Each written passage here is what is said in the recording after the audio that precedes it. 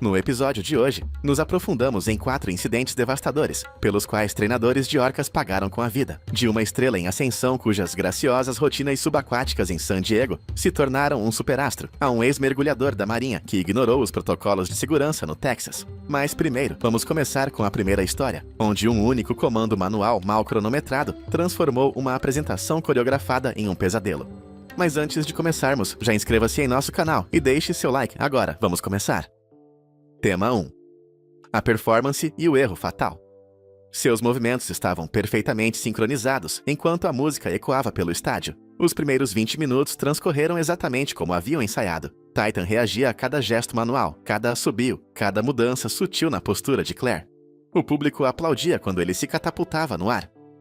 Seu corpo massivo parecia flutuar por um instante antes de cair com força no lago. Em seguida, vinha a sequência assinatura, uma coreografia complexa onde Claire indicava Titan para mergulhar profundamente, depois reaparecer diretamente abaixo dela e levantá-la dramaticamente a cerca de 4,5 metros acima da água. Claire ergueu a mão direita e deu o sinal para o mergulho, mas, concentrada na energia do público, levantou a mão 3 segundos antes do previsto. Titan, que já havia começado a mergulhar, de repente saiu do ritmo da coreografia que haviam praticado centenas de vezes. Claire reconheceu imediatamente seu erro e mergulhou em direção a Titan, numa tentativa desesperada de reorientá-lo e salvar a sequência. Nadou diretamente em direção à sua cabeça, com as mãos estendidas, usando o sinal de correção que haviam ensaiado inúmeras vezes durante os treinos. No entanto, Titan interpretou sua aproximação rápida de maneira completamente diferente. Para ele, o mergulho súbito de Claire parecia o início de uma sequência de brincadeira, semelhante aos jogos que ocasionalmente realizavam durante os treinos privados. Suas enormes mandíbulas se abriram levemente, e ele avançou com a precisão suave que normalmente mostrava ao carregar brinquedos ou interagir com treinadores durante os jogos. Seus dentes, cada um do tamanho de um polegar humano, fecharam-se ao redor do torso de Claire, logo abaixo das costelas. A pressão foi imediata e esmagadora. O traje de neoprene de Claire se comprimiu e, em seguida, rasgou-se. As costelas se quebraram com um estalo tão alto que podia ser ouvido, mesmo sobre a música do estádio. Titan começou a submergir, levando Claire com ele para o fundo da piscina de 10,5 metros de profundidade. A audiência inicialmente acreditou que fazia parte do espetáculo. Alguns chegaram a aplaudir, pensando que a postura imóvel de Claire era intencional, mas os outros treinadores perceberam de imediato que algo catastrófico havia acontecido. Os protocolos de emergência deveriam ter sido acionados em questão de segundos, mas a confusão sobre se aquilo era uma sequência planejada ou um acidente atrasou a reação por quase 2 minutos. Titan chegou ao fundo da piscina e soltou Claire, mas ela já estava inconsciente. Seu corpo flutuava imóvel na água, enquanto ele a circundava, empurrando-a ocasionalmente com o focinho. Sem aviso, Titan a agarrou novamente e subiu à superfície com ela. Ele rompeu de baixo, segurou Claire e a lançou violentamente sobre a superfície da água, antes de arrastá-la para baixo num redemoinho de água e sangue, respingando os primeiros 10 espectadores. Crianças gritavam, pais agarravam suas famílias e começavam a se dirigir às saídas. Mas Titan ainda não havia terminado. Ele mergulhou novamente, desta vez com Claire na boca, levando-a para a parte mais profunda do lago. Tema 2. O ataque continuado, consequências e novos riscos. As equipes de emergência ativaram os dispositivos de drenagem, lançaram iscas de comida na água e fecharam a porta de controle, tentando interromper a sequência de violência. No entanto, Titan desviou de tudo, guiado pelo mesmo instinto e inteligência que fazem das orcas na natureza caçadoras de elite. Durante 8 minutos agonizantes, manteve Claire submersa, levando-a ocasionalmente à superfície, apenas para mergulhar novamente com ela. Cada instante era uma batalha entre o instinto letal do animal e os esforços humanos desesperados para salvar a treinadora. Quando os treinadores finalmente conseguiram separar os dois usando protocolos de emergência, recompensas de comida e vários cuidadores, Titan já havia mantido Claire repetidamente submersa por 10 minutos consecutivos, emergindo apenas o suficiente para que sua sobrevivência fosse temporariamente possível, mas nunca o suficiente para que pudesse respirar adequadamente. Durante 45 minutos, os paramédicos tentaram reanimá-la, mas já era tarde demais. Ela havia se afogado muito antes de ser retirada da água. A causa oficial de morte foi registrada como afogamento, embora as lesões do primeiro ataque de Titan fossem por si só fatais, mesmo que o resgate tivesse sido imediato. A reação do Ocean World foi imediata, enfrentando ações judiciais da família de Claire, que acusou o parque de ignorar repetidas advertências sobre o comportamento imprevisível de Titan. Documentos internos revelaram que Claire havia registrado 3 relatórios de incidentes separados nos meses anteriores à sua morte, descrevendo mudanças comportamentais preocupantes em Titan durante os treinos. O caso foi resolvido fora dos tribunais por uma quantia não revelada, deixando claro que o parque havia falhado em proteger seus funcionários, apesar dos sinais de alerta. Titan foi retirado das aparições públicas, mas permaneceu em Ocean World. O parque declarou que ele estava psicologicamente danificado demais para ser transferido e perigoso demais para continuar atuando. Passou seus últimos anos em uma piscina de retenção menor, isolado do público, até morrer de insuficiência renal em 2019. Infelizmente, essa tragédia não seria a última vez que um treinador pagaria com sua vida. Meses depois, Marcus Hale acreditava que sua experiência como mergulhador da marinha o protegeria ao entrar sozinho no tanque de Luna, uma orca de 14 anos com histórico de ansiedade por abandono. Mas o treinamento militar não significava nada diante de um animal grande, forte e imprevisível. Era 5 de agosto de 2011, e o calor úmido do Texas pesava como um manto sufocante sobre o Marine Sun Park, em Galveston. Nos bastidores, longe do público e das câmeras, as piscinas de treino da instalação estavam silenciosas sob o sol da tarde. A piscina principal, usada para exibições, refletia o céu sem nuvens. Sua superfície era ocasionalmente perturbada pela enorme figura de Luna, flutuando no centro do tanque. Marcus Hale estava à beira da piscina, revisando notas da sessão matinal com a orca. Com 34 anos, era o treinador mais experiente do Marine Sun, um ex-membro da Marinha que, após 2 missões no Golfo Pérsico, dedicou-se ao trabalho com mamíferos marinhos. Sua experiência militar inspirava tanto confiança quanto apreensão entre os colegas ao lidar com animais potencialmente perigosos. Marcus acreditava no contato direto, em métodos de treino práticos que estavam sendo abandonados na indústria. Luna havia sido retirada dos espetáculos após um incidente em que demonstrou possessividade sobre um treinador durante uma sessão rotineira e se recusou a soltá-lo até que os protocolos de emergência fossem acionados. Desde então, passava por uma reabilitação comportamental lenta. A nova política do parque exigia treinamento de contato protegido, trabalhando com os animais através de barreiras ou do limite do tanque, sem contato direto com a água. Marcus se opôs a essas mudanças, insistindo que sua relação com Luna exigia proximidade física para ser eficaz. Naquele fim de tarde, a instalação de treinamento estava quase vazia. A maioria dos funcionários já havia ido para casa. Apenas Marcus e uma pequena equipe de emergência permaneceram para alimentar Luna à noite. Tema 3. Apego, humanização e ataque fatal de Luna. Luna sofria de graves transtornos de apego. Desenvolvera laços intensos com certos treinadores e reagia agressivamente quando essas relações eram interrompidas. O último registro de treinamento de Luna descrevia uma negativa inesperada a soltar um treinador, uma reação que Marcus minimizou como um simples capricho. Ele acreditava conhecer a orca melhor do que qualquer outro, depois de 3 anos de interação diária, entendendo seus humores, preferências e gatilhos. No entanto, Marcus também tinha a tendência de humanizar o comportamento de Luna, tratando-a mais como um animal de estimação inteligente e dócil do que como um predador selvagem, capaz de matar sem malícia. Essa percepção equivocada seria fatal naquela tarde. Apesar das instruções expressas de seguir protocolos de contato protegido, Marcus decidiu entrar na piscina de Luna para o que chamou de sessão de construção de relacionamento. Vestiu um traje de neoprene completo, mas sem qualquer equipamento de segurança adicional. Os sistemas de emergência da piscina estavam operacionais, mas não havia um segundo treinador presente para acioná-los rapidamente caso algo desse errado. Marcus havia enviado Boo Observador de segurança, responsável por supervisionar todo o contato com a água, afirmando que a sessão seria curta e rotineira. Luna aproximou-se imediatamente. Sua enorme cabeça rompeu a superfície da água a apenas alguns metros de distância de Marcus. Nos primeiros minutos, tudo parecia normal. Ele acariciou o rosto da orca, realizou exercícios básicos de condicionamento e a recompensou com peixe, reforçando positivamente seu comportamento. Luna parecia tranquila, até afetuosa, permitindo que Marcus se apoiasse em suas costas, a barbatana dorsal e as nadadeiras. Por um momento, parecia que a confiança construída em 3 anos de treinamento estava sendo recompensada. No entanto, orcas são predadores imprevisíveis. E a aparente calma de Luna escondia uma instabilidade mental profunda relacionada aos traumas de separações anteriores, programas de reprodução forçada e confinamento prolongado. Após cerca de 10 minutos de interação, seu comportamento começou a mudar, de forma sutil, mas perceptível. Pesquisadores de comportamento marinho, que analisaram posteriormente as gravações de vigilância, identificaram alterações no seu linguajar corporal, movimentos mais deliberados, atenção mais focada e postura corporal diferente. Marcus estava flutuando próximo ao centro da piscina de costas para Luna, enquanto alcançava uma boia de treinamento. Nesse instante, a situação escalou para um ataque.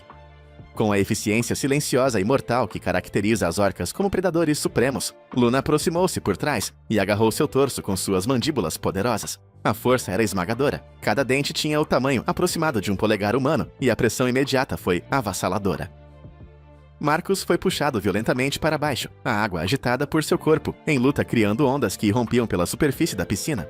Não havia tempo para protocolos ou intervenções. A ausência de um segundo treinador e a confiança equivocada de Marcus em sua familiaridade com Luna significavam que cada segundo se tornava crítico. Luna manteve seu ataque com precisão mortal, como se cada movimento fosse ensaiado para neutralizar qualquer resistência. Os reflexos humanos de Marcus foram inúteis diante da força concentrada de um animal de mais de 4 toneladas. A piscina, silenciosa, apenas minutos antes, agora se transformava em um cenário de caos e violência, com respingos de água e sangue misturados em uma dança mortal. A tragédia de Marcus exemplifica o perigo de subestimar animais selvagens, mesmo em cativeiro, especialmente aqueles com histórico de trauma e comportamento imprevisível. Apesar de sua experiência e habilidade militar, sua decisão de ignorar protocolos, combinada com o vínculo emocional complexo que ele acreditava ter com Luna, resultou em sua morte instantânea. A cena final, Luna mantendo o controle absoluto sobre o corpo de Marcus na água, enquanto a equipe de emergência reagia tarde demais, reforça a lição brutal de que predadores inteligentes e traumatizados nunca podem ser tratados como animais domésticos, por mais familiaridade que se sinta. Tema 4. O jogo mortal de Luna e suas consequências. A primeira mordida de Luna destroçou 3 costelas de Marcus e perfurou seu pulmão esquerdo. No entanto, ele permaneceu consciente, respirando com ofegos curtos e dolorosos, enquanto a pressão da mandíbula da orca o mantinha preso. Luna começou a submergir, arrastando Marcus para o fundo do tanque de 12 metros de profundidade. Suas tentativas de se libertar foram inúteis. Ele chutava desesperadamente, golpeava seu rosto com os punhos, mas a força colossal da orca anulava qualquer resistência humana. Durante quase 3 minutos, Luna manteve Marcus debaixo d'água, antes de emergir apenas o suficiente para respirar, mas não para que ele pudesse fazê-lo. Seu corpo continuava firme em sua boca. Em vez de soltá-lo, Luna iniciou o que os pesquisadores de comportamento marinho chamam de jogo de objeto. Um comportamento no qual as orcas manipulam objetos ao seu redor por entretenimento ou estimulação. Cada movimento de Marcus se transformou em parte de um jogo mortal. Luna lançou-o ao ar, o pegou novamente e mergulhou, gerando impactos repetidos que fraturaram ainda mais ossos e provocaram lesões internas massivas. O segurança, observando as câmeras de vigilância, percebeu a perturbação e acionou os protocolos de emergência. Contudo, Luna não reagiu às chamadas, nem às recompensas de comida que normalmente a atraíam para a borda da piscina. Por mais de 10 minutos, ela continuou com seu jogo mortal, alternando entre submergir com o corpo de Marcus e trazê-lo de volta à superfície. Como não havia outros treinadores presentes e apenas um segurança supervisionava as câmeras, se passaram vários minutos até que a ajuda chegasse e ainda mais tempo até que alguém pudesse intervir. Quando Luna finalmente liberou o corpo de Marcus, ele havia permanecido quase 15 minutos debaixo d'água no total. Os paramédicos tentaram reanimá-lo por mais de 1 hora, mas ele já havia sofrido trauma contuso maciço no tórax e abdômen, além de se afogar. Foi declarado morto no local. A Administração de Segurança e Saúde Ocupacional, OSHA, iniciou imediatamente uma investigação e finalmente multou o Marine Sun Park em $5.000 por não ter aplicado seus próprios protocolos de segurança. A família de Marcus entrou com uma ação por homicídio negligente, alegando que o parque havia criado um ambiente de trabalho perigoso ao tolerar violações das normas. Luna foi isolada por 6 meses, enquanto os pesquisadores avaliavam seu estado psicológico. Eventualmente foi transferida para um programa de treinamento modificado, mas nunca voltou a se apresentar em público. O incidente provocou mudanças em toda a indústria nas diretrizes de treinamento. O contato direto com a água foi proibido na maioria das instalações, mas a tragédia ainda não havia terminado. Jennifer Lyle acreditava que a escuridão de um espetáculo noturno aumentaria o dramatismo de sua apresentação. Em vez disso, criou as condições perfeitas para uma fatal falta de comunicação. Era 14 de março de 2010 e o sol já havia se posto há horas sobre o Pacific Marine Theater, em Orlando, Flórida. O famoso espetáculo noturno da instalação estava prestes a começar, transformando a piscina de exibição em um show de luzes subaquáticas que atraía turistas de todo o país. Luzes coloridas iluminavam a água por baixo, criando um brilho etéreo azul esverdeado, que fazia a figura massiva de Blaze, um orca macho de 11 anos, parecer quase sobrenatural enquanto deslizava pelas profundezas. Jennifer Lyle estava de pé à beira do tanque, ajustando seu traje de neoprene pela última vez antes do início do show. Com 29 anos, era uma das duas únicas treinadoras certificadas para os espetáculos noturnos do Pacific Marine. Um reconhecimento que exigia meses de treinamento especializado e um histórico impecável de segurança. Sua experiência em teatro a tornava da ideal para ela. Compreendia o tempo, a coreografia e os elementos dramáticos que tornavam esses espetáculos noturnos tão populares entre os visitantes. O espetáculo era a produção mais ambiciosa do Pacific Marine, uma combinação de apresentações ao vivo com animais, iluminação sincronizada, música e efeitos especiais. Tema 5: Orcas em cativeiro. Incidentes e perigos de treinamento. A piscina estava iluminada exclusivamente com luzes subaquáticas, criando uma atmosfera de sonho em que os treinadores e as orcas aparentemente dançavam juntos um balé aquático. Mas a mesma iluminação, que tornava o espetáculo tão mágico, também criava ângulos mortos, perigosos e distorções visuais que não existiam à luz do dia. Blaze havia participado de apresentações noturnas por mais de 2 anos, sem qualquer incidente, com aproximadamente 6,7 metros de comprimento e quase 4 toneladas de peso. Era menor que alguns machos orcas, mas perfeitamente adequado à coreografia precisa exigida pelo programa noturno. Ele havia realizado mais de 500 apresentações e era considerado um dos animais de espetáculo mais experientes da instalação. O teatro estava lotado naquela noite com 2.200 espectadores, em sua maioria adultos, que haviam vindo especificamente para Yintone assistir ao show noturno. A apresentação era comercializada como uma alternativa mais sofisticada aos programas diurnos para famílias, com coreografias complexas e efeitos de luz dramáticos, que criavam uma atmosfera quase mística. As orcas dependem muito da ecolocalização para se orientar em seu ambiente. Elas usam ondas sonoras para criar mapas mentais detalhados do espaço ao redor. Na natureza, esse sistema biológico de sonar permite caçar no escuro completo e navegar em águas turvas com máxima precisão. No entanto, em cativeiro, a iluminação artificial e o ambiente acústico podem perturbar essa habilidade natural, levando à confusão e desorientação, fenômenos que não ocorrem na natureza. As luzes subaquáticas usadas nos espetáculos noturnos, que parecem espetaculares para os espectadores humanos, podem criar reflexos e sombras que afetam significativamente a consciência espacial de uma orca. O espetáculo começou com Jennifer entrando na água, enquanto Blaze realizava uma série de manobras elegantes de mergulho ao longo da borda da piscina. A iluminação subaquática projetava padrões em constante mudança sobre a treinadora e o animal, fazendo parecer que flutuavam pelo espaço e não nadavam em uma piscina de concreto. Os primeiros 30 minutos transcorreram sem problemas. Blaze respondeu perfeitamente aos sinais manuais e de posição de Jennifer. A sequência mortal começou durante o ponto culminante do espetáculo, uma coreografia na qual Jennifer se posicionou no centro da piscina, enquanto Blaze executava uma série de manobras em alta velocidade ao seu redor. A iluminação estava programada para seguir os movimentos de Blaze, criando sombras dramáticas e acentuações de luz enquanto ele circundava a piscina. Mas exatamente esses efeitos que encantavam o público tornaram quase impossível para Jennifer manter contato visual com o enorme animal. Quando Blaze completou sua terceira volta, Jennifer o perdeu de vista no jogo de luzes em constante mudança. A iluminação subaquática criava um efeito estroboscópico desorientador ao nadar, dificultando a estimativa precisa de sua posição e velocidade. Tema 6: Quando a beleza se torna perigo, incidentes com orcas em shows.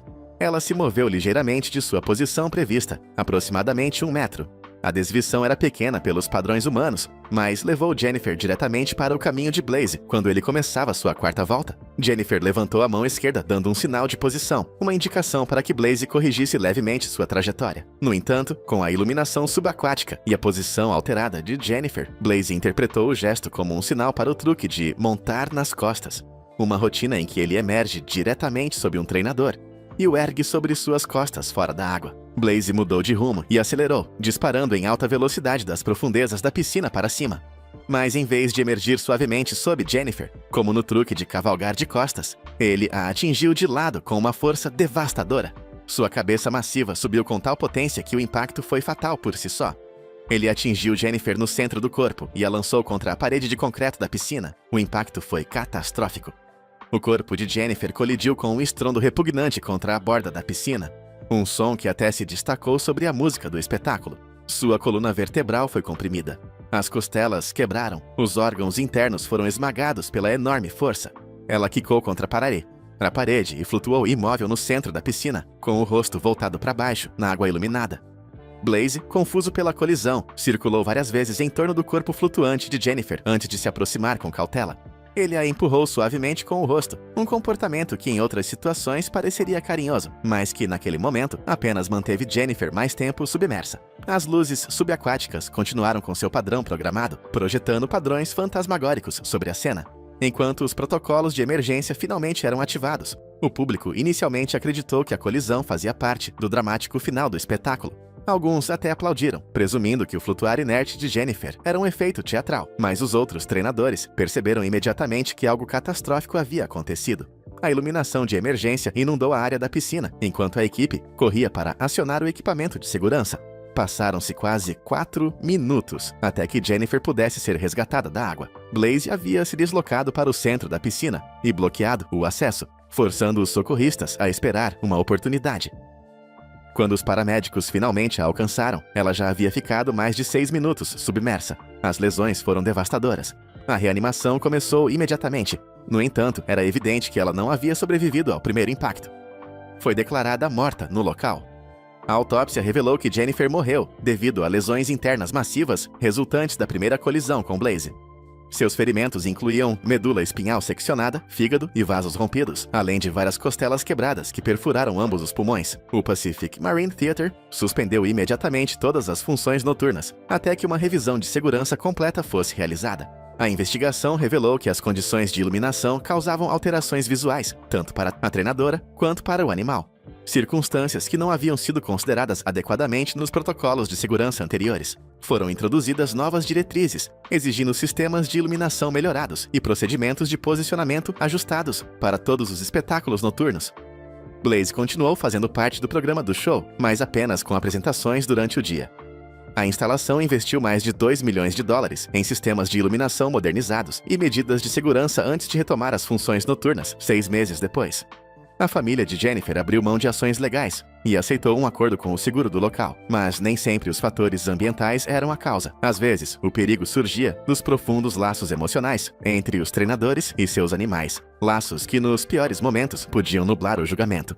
Danielle Hayes havia trabalhado com Echo desde que ela fora resgatada como bezerra, mas justamente essa relação lhe custaria a vida. Era 21 de outubro de 2012 e a névoa matinal pairava densamente sobre o Coastal Aquatic Center em Jacksonville, Flórida.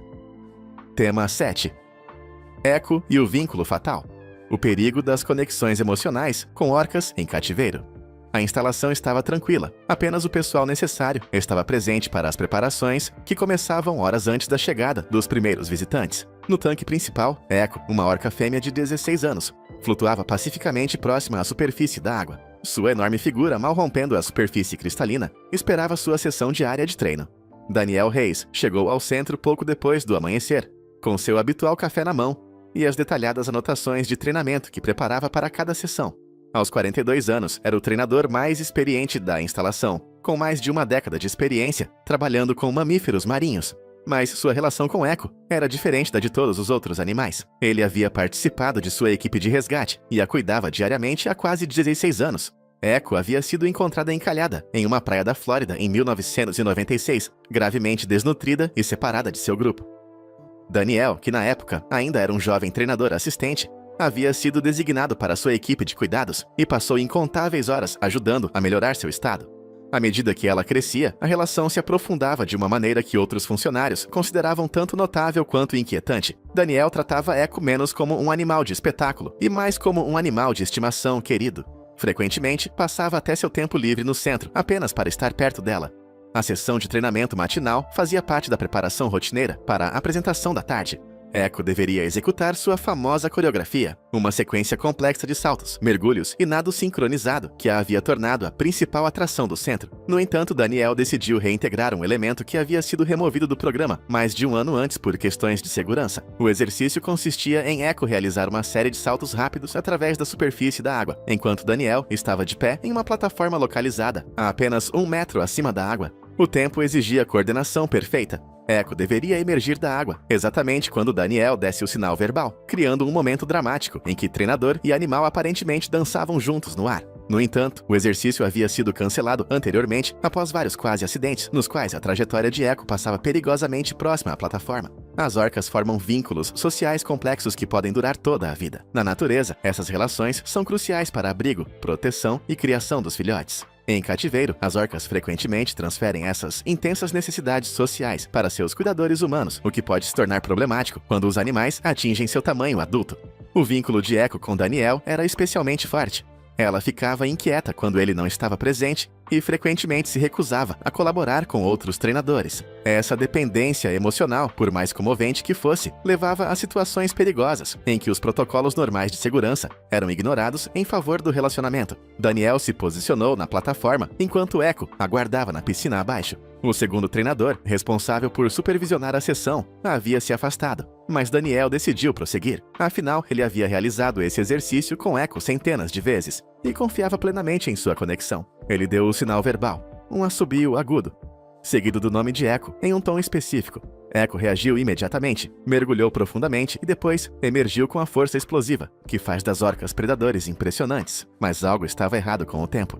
Em vez de saltar com segurança, longe da plataforma, Echo se dirigiu diretamente à posição de Daniel. Sua enorme cabeça colidiu com enorme força contra a plataforma, destruindo a estrutura de fibra de vidro e lançando Daniel na água. Tema 8. O jogo mortal de Echo. O impacto quebrou a perna esquerda de Daniel em 3 lugares e deslocou seu ombro, mas ele permaneceu consciente enquanto caía na água. Echo, assustada pela colisão e pela destruição da plataforma, começou a mostrar um comportamento de brincadeira que já havia sido documentado em incidentes anteriores. Ela pegou Daniel suavemente com a mandíbula e começou a lançá-lo pela água. Um comportamento que as orcas exibem com brinquedos e objetos em seu ambiente. Para Echo, provavelmente era apenas uma extensão das interações habituais. Ela não entendia que os ferimentos de Daniel tornavam aquela brincadeira mortal. Cada lançamento causava mais lesões, quebrava costelas e provocava hemorragias internas massivas. O segundo treinador chegou exatamente quando Echo levava Daniel para a parte mais profunda do tanque. Os protocolos de emergência foram ativados imediatamente, mas Echo estava totalmente em modo de brincadeira e ignorou os sinais de chamada, que normalmente a fariam ir para a borda do tanque. Durante quase 8 minutos, continuou com seu jogo mortal, mergulhando com o corpo de Daniel e trazendo-o de volta à superfície. Quando os resgatistas finalmente conseguiram separá-los, com a ajuda de petiscos e vários cuidadores, Daniel havia ficado debaixo d'água por um total de 12 minutos. Suas lesões foram catastróficas. Medula espinhal seccionada, hemorragias internas massivas e afogamento. Os paramédicos lutaram por mais de 30 minutos para salvar sua vida, mas ele foi declarado morto no local. A investigação revelou que Daniel havia violado diversos protocolos de segurança ao realizar o exercício suspenso, sem a supervisão adequada.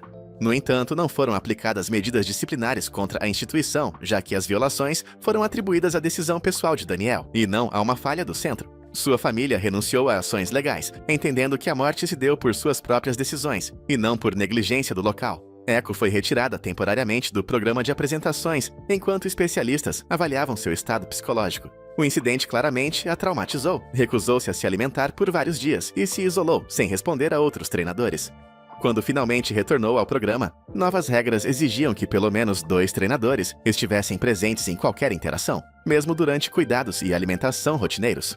O Coastal Aquatic Center realizou mudanças profundas em seus programas de treinamento e eliminou todos os exercícios nos quais os treinadores estivessem ao alcance dos animais. Além disso, passou a ser obrigatória a avaliação psicológica dos treinadores, especialmente diante de sinais de vínculos emocionais excessivos com os animais, reconhecendo que tais relações, por mais bem-intencionadas que sejam, podem colocar em risco a segurança de pessoas e orcas.